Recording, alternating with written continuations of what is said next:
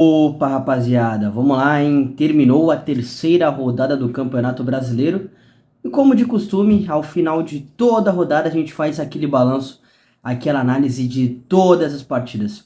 A começar pelo jogo de hoje entre Vasco e Bahia, que aconteceu, né, justamente nesta segunda-feira, no feriado, no dia do trabalhador. O Vasco começou a partida muito bem, na verdade o primeiro tempo foi muito bom, com as duas equipes com muita trocação das duas equipes, o Vasco incomodando, o Bahia também. Acho que o Vasco ainda foi um pouquinho superior que o Bahia nesse primeiro tempo, com o Peck de um lado, o Alex Teixeira do outro. Até acho que o Alex Teixeira não fez uma boa partida assim. O meio de campo, o Marlon Gomes um pouco apagado. O Jair até participou um pouquinho mais, o Andrei um pouco mais recuado, atuando como primeiro volante. E o Vasco incomodou, principalmente com a bola longa, saindo daquela diagonal da direita para a esquerda para encontrar o Alex Teixeira. O Vasco perdeu algumas oportunidades. O Bahia também incomodou com uma boa partida do Jacaré, novamente como ala pela direita. Muito bom jogador o Jacaré. O Ademir também fez uma boa partida. Cauli, muito bom jogador, uma baita contratação do Bahia. O próprio Acevedo. O Tassiano melhor em campo. Tassiano, inclusive, que foi o autor do gol da vitória do Bahia por 1-0 no fim do primeiro tempo, justamente num contra-ataque, né? Quando o Vasco saiu para atacar, o Bahia foi lá e conseguiu esse contra-ataque que fez o Tassiano, acabou marcando, acabou fazendo 1-0. Na segunda etapa, já achei que o Vasco desarrumou, totalmente desorganizado. O Barbieri mexeu, colocou o Juan, colocou o Carabarral, colocou Orelhano, Rodrigo, mas o Vasco se mostrou uma equipe muito desorganizada na segunda etapa, com poucas alternativas, muito chuveirinho na área e o Bahia mais tranquilo na partida, muito confortável, e explorou os contra-ataques, teve chance de ampliar o placar, de fazer 2, 3-0, não conseguiu fazer, perdeu muitos gols, mas eu acho que foi um resultado justo, tá? Principalmente pela segunda etapa. Acho que a primeira etapa foi um jogo bem equilibrado e viu o Vasco um pouquinho superior, mas no segundo tempo o Bahia teve total controle da partida e conseguiu o seu primeiro triunfo no campeonato, ele que tinha perdido as duas primeiras partidas do Brasileirão. Já para o Vasco, primeira derrota, né? Tinha vencido o Atlético Mineiro na primeira rodada, empatou com o Palmeiras na segunda e agora perde para o Bahia. No domingo, tivemos Internacional 1, Goiás 0. No jogo do golaço do Depena, a bola sobrou para ele de fora da área. Ele pegou de primeira de canhota, um baita golaço. Mas foi um jogo que o Goiás dificultou muito a equipe do Internacional. O Mano mesclou um pouquinho, né? Colocou o seu principal jogador, o Alan Patrick, no banco de reservas. A dupla de volantes não era titular que jogou. Acho que, não vou dizer que o Mano poupou, tá? Mas alguns atletas que são titulares não começaram a partida e o Inter teve muita dificuldade para furar o bloqueio do Goiás. O Goiás, que é verdade, teve o Maguinho expulso, mas dificultou bastante. O Goiás é uma equipe muito compacta que aproxima bastante as suas linhas de marcação e causa muita dificuldade para o adversário. Mesmo assim, foi uma vitória importante para o Internacional, consegue a sua segunda vitória seguida, já tinha vencido o Flamengo na segunda rodada do Brasileirão em casa também, novamente em casa, só que dessa vez vence o Goiás. O Goiás, uma equipe que tecnicamente é bem abaixo, mas é bastante organizada, dificulta muito essas equipes, e protege bastante a sua área, impede que as equipes tenham tranquilidade para trocar passes. Acho que vai dar dificuldade, sim. Tecnicamente, a gente sabe das questões que o Goiás tem de dificuldade, mas taticamente, como essa equipe se comporta, torna o Goiás bastante competitivo. A gente também teve Cuiabá 1, Grêmio 2, também uma partida difícil para a equipe do Sul. O Grêmio também teve muita dificuldade, os seus três principais volantes não estavam à disposição, Vilha Sante, Carvalho e PP. Novamente o Grêmio jogou com a dupla de volantes reserva, e o Tricolor tem muita dificuldade, né? O jogo que o Renato monta, propõe para o Grêmio, necessita de muita qualidade técnica dos volantes. E quando o Lucas Silva joga, quando não Vilha Sante, Carvalho e PP não jogam, o Grêmio tem dificuldade. Novamente mostrou para fazer essa bola sair da defesa e chegar ao ataque, chegar aos meias de frente. Então o Grêmio teve muita dificuldade para criar oportunidades. O Cuiabá dificultou. O Cuiabá, apesar de também ser uma equipe que tecnicamente é uma das piores do campeonato, é muito organizada, dificulta bastante o jogo, o Daverson incomodando, Jonathan Cafu, Cepelini, enfim, o Negueba também, jogadores de muita velocidade e que incomodam bastante. Incomodou o Grêmio, mas o Tricolor conseguiu uma vitória muito importante para se redimir no campeonato, né? Tinha vencido o Santos na primeira rodada, perdeu para o Cruzeiro na segunda e agora volta a vencer novamente, venceu o Cuiabá. Cuiabá olha, tem que abrir o olho, porque, assim, eu elogiei que é uma equipe organizada taticamente, mas tecnicamente deixa muito a desejar e já tá lá na parte de baixo da tabela. Flamengo 2, Botafogo 3, fiz uma análise completa desse jogo aqui no canal, vou deixar para você assistir aqui em cima. Bom, fazer um breve resumo, acho que o Botafogo começou mal a partida, o Flamengo começou bem, pressionando, incomodando, tendo o controle da partida. Depois o Bota colocou a bola no chão, teve mais tranquilidade, explorou os contra-ataques, Júnior Santos, Vitor Sá, o Carlos Eduardo atuando mais como um volante, Tiquinho Soares, uma partida fenomenal, teve falhas grotescas, erros grotescos da árbitra Edna. Já fiz uma análise completa dessa partida. O que eu posso dizer é que o Botafogo tá se estruturando, tá se arrumando, uma equipe muito competitiva. Acho que poucos esperavam isso, mas eu já tinha cantado a bola. O Botafogo se reforçou do ano passado para esse, tem uns 11 iniciais muito fortes, jogadores acima da média, Marçal, Tiquinho, Carlos Eduardo, Cuesta, Lucas Perry. Então uma equipe que está cada vez mais forte, mais completa, mais equilibrada e de fato vai dar muito trabalho nesse Brasileirão. Trabalho de mais de um ano do técnico Luiz Castro. Já o Flamengo também oscilou bastante, né, com o Sampaoli. Tinha perdido pro Internacional na rodada passada, acho que não mereceu perder. Para essa partida contra o Botafogo perdeu várias oportunidades. Só que assim, o Everton Ribeiro não pode ser reserva dessa equipe. Jogador de muita qualidade, se ele não tiver com uma perna, se ele tiver doente, se tiver qualquer coisa, ele tem que estar em campo porque é um jogador diferente, principalmente quando o Arrascaeta não tá, né? E ele deixou o Gabigol 2 vezes na cara do gol, deixou o Pedro, deu um passe de letra pro Pedro, deixou ele cara a cara. E os atacantes do Flamengo não conseguiram aproveitar as oportunidades, mas o Everton tem muita qualidade, é muito diferente, muito craque. E, bom, é inadmissível. Com o Paulo Souza ele foi reserva, com o Domenech em alguns momentos ele foi reserva, com o Vitor Pereira a mesma coisa, e agora com o São Paulo não é possível que ele é reserva com praticamente todos os técnicos que passam no Flamengo. E o pior é assim, nos momentos em que o Flamengo teve mais êxito, Dorival, Rogério Ceni e com o Jorge Jesus, foi quando o Everton Ribeiro era titular. Então é inadmissível um cara dessa qualidade, capitão da equipe, enfim, tem uma história muito bonita com o Flamengo, se reserva, vai entender o que pensam alguns treinadores. Mas foi uma vitória muito importante para o Botafogo e uma derrota para abrir o olho do Sampaoli lá para a equipe da Gávea, do Ninho do Urubu. No sábado tivemos 6 partidas, Atlético Mineiro 2, Atlético Paranaense 1. Primeiro tempo excepcional do Atlético Mineiro, com muitas oportunidades, incomodando o Atlético Paranaense, não deixando a equipe do Paraná contra-atacar. Hulk, Paulinho, Johan, Zaratio, uma equipe muito boa do meio para frente do Atlético, criou oportunidades, incomodou, agrediu, mereceu sair do primeiro tempo com um placar elástico, mas não se concretizou, né? O Atlético Mineiro estava empatando com o Atlético Paranaense por 1-1. Queria destacar também o Maurício Lemos, muito bom zagueiro esse uruguaio, já tinha falado dele aqui no canal, vou deixar para você conferir, muito bom zagueiro, atuou muito tempo na Europa, um tempo atrás era uma das grandes promessas do futebol uruguaio, não acabou vingando tanto assim, mas veio aqui para o futebol brasileiro e está se destacando, é muito bom zagueiro.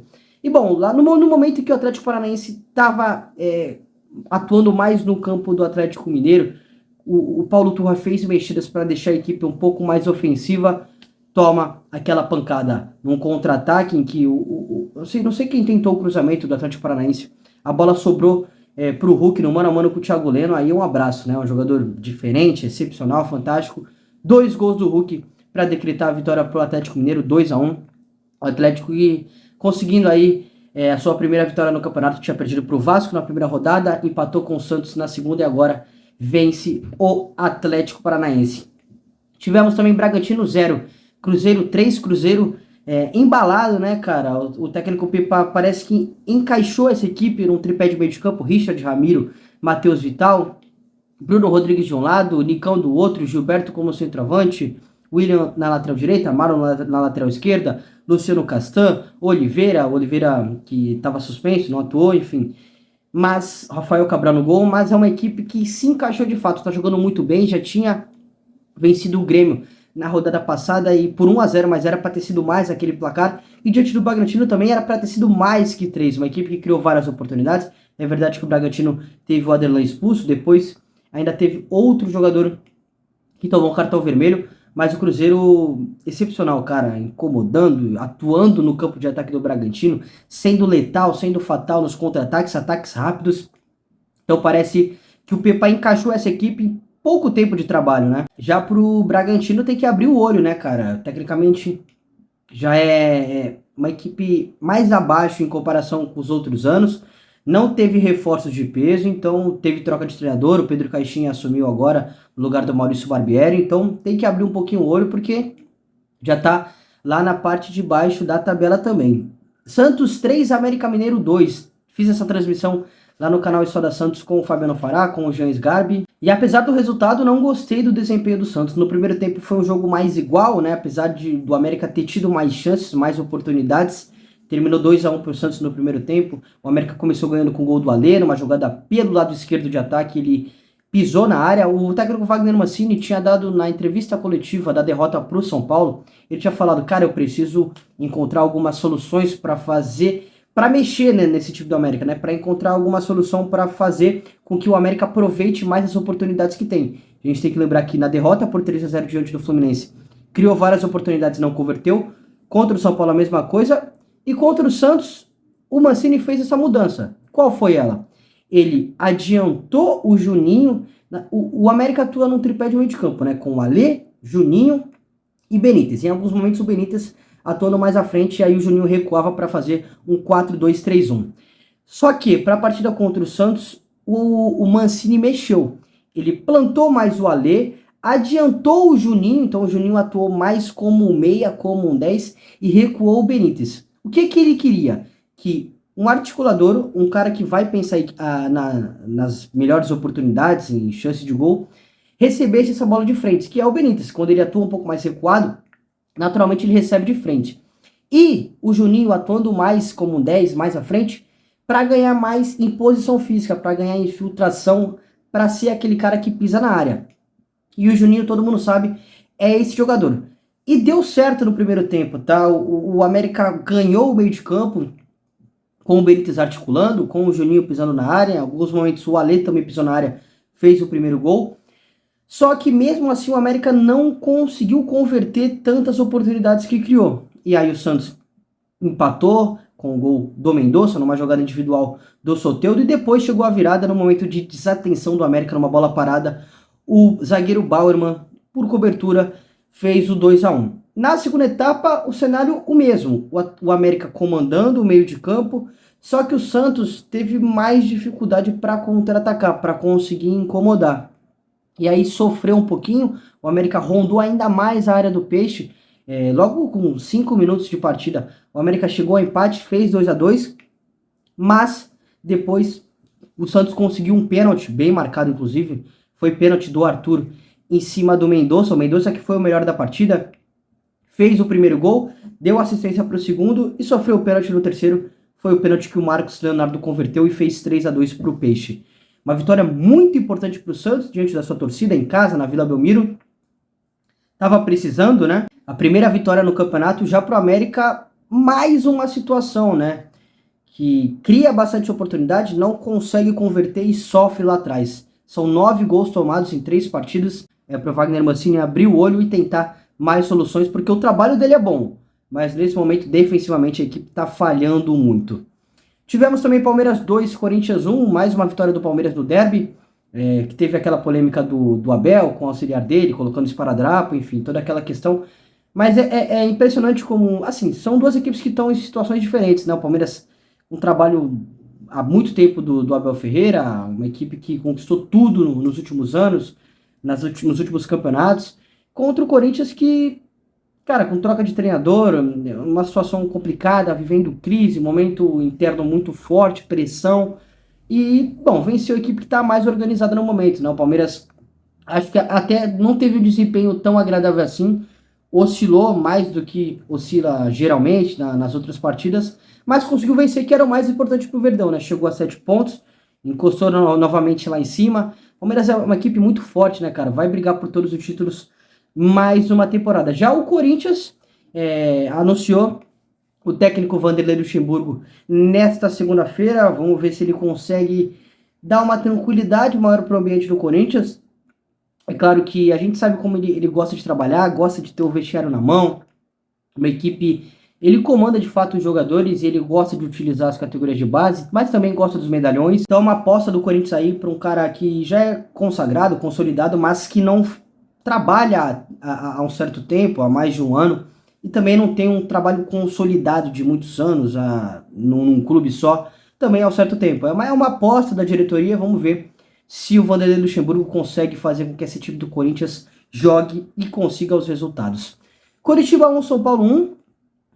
O Coritiba desesperado, estava com 0 pontos no campeonato, tinha perdido as 2 primeiras rodadas, inclusive 6 gols sofridos nas 2 primeiras partidas.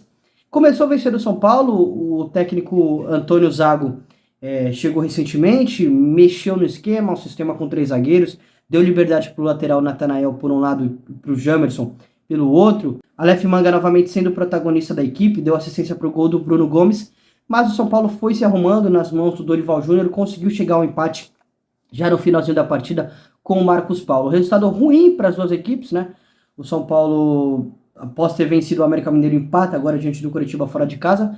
E o Coxa tem apenas 1 ponto no campeonato, está na zona de rebaixamento, numa situação muito complicada. Vamos ver agora se com o Zago a equipe consegue ter uma consistência defensiva maior e aproveitar as oportunidades que cria lá na frente. Caio César, muito bom jogador, não pode ser reserva dessa equipe. Moleque formado nas categorias de base do Coxa, tem muita qualidade, drible, jogada de 1 contra 1, não pode ser reserva do Coritiba. E o primeiro jogo da rodada foi Fortaleza 4, Fluminense 2. O Fluminense mesclou a equipe, alguns jogadores titulares importantes não começaram jogando e o Fortaleza amassou o Fluminense, né? Ao melhor estilo do técnico Vojvoda. Pressionando, marcando lá em cima, uma intensidade lá no alto, contra-atacando, muita velocidade. Moisés no mano a mano muito forte, autor de 2 gols diante do Fluminense. Então o Fortaleza é um trabalho também muito tempo do Vojvoda, assim como o do Abel Ferreira lá no Palmeiras, e venceu o Fluminense que estava um pouco mais frágil, né? Já citei que alguns titulares não atuaram, o técnico Fernando Diniz depois mexeu. Acho que talvez um dos poucos pontos positivos dessa partida do Flu para o tricolor carioca foi, de fato, a partida do Fábio, que impediu que o Fluminense tivesse tomado uma goleada, tivesse saído lá de Fortaleza com uma goleada, apesar de uma falha em um dos gols do Fortaleza, e o John Kennedy, né? John Kennedy, moleque revelado nas categorias de base do Fluminense, diziam que ele tinha alguns problemas extra-campo, enfim. Ele foi emprestado para a Ferroviária, foi um dos artilheiros do Campeonato Paulista, apesar da Ferroviária ter sido rebaixado para A2, ele retornou de empréstimo e jogou muito bem, né, cara? Um moleque muito diferente, centroavante mesmo, fez gol, jogador diferenciado e que merece cada vez mais ganhar oportunidades. Vitória importantíssima para o Fortaleza, que agora chega a 7 pontos, é um dos vice-líderes aí do Campeonato Brasileiro, então vamos acompanhar aí, porque o Fortaleza mais uma vez entra forte aí no Campeonato Brasileiro, e não só no Brasileiro, né, na Sul-Americana e na Copa do Brasil também. Beleza, rapaziada? Essa foi a análise aí da terceira rodada do Campeonato Brasileiro de 2023. Se você gostou do conteúdo, não se esqueça de se inscrever no canal, ativar as notificações e curtir esse vídeo. Um grande abraço e até o próximo conteúdo.